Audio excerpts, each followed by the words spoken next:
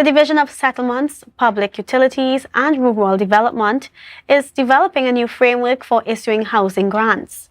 Secretary Ian Pollard stated this on the Good Morning Tobago show, where he pointed out that it became necessary after an Auditor General report pointed out some irregularities in how grants were issued under the previous administration. Kandace Jackson has more details in this report.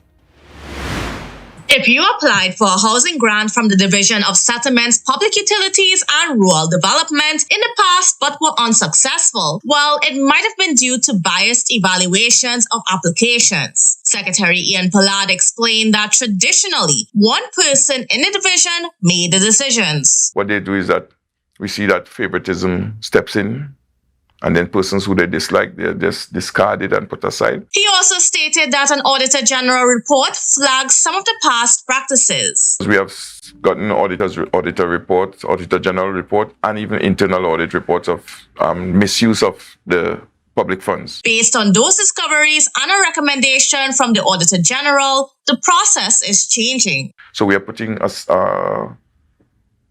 oversight committee in place of persons of different sector of the THA, social workers, engineers, that will oversee all grant application for housing and for land. Pollard also explained that the division is adopting a model from Jamaica to establish a new framework for the housing grants. So the Jamaica model is that the social intervention officers and the engineering team, they usually come out, they do an assessment of your property, and they will say, okay, this needs to be done, that needs to be done. This is a cost of $50,000, $60,000.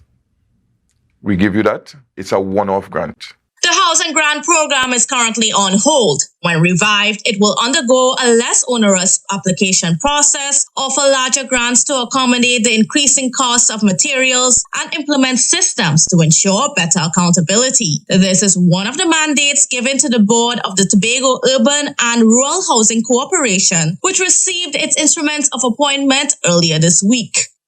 Kandace Jackson, Tobago Updates, Television News.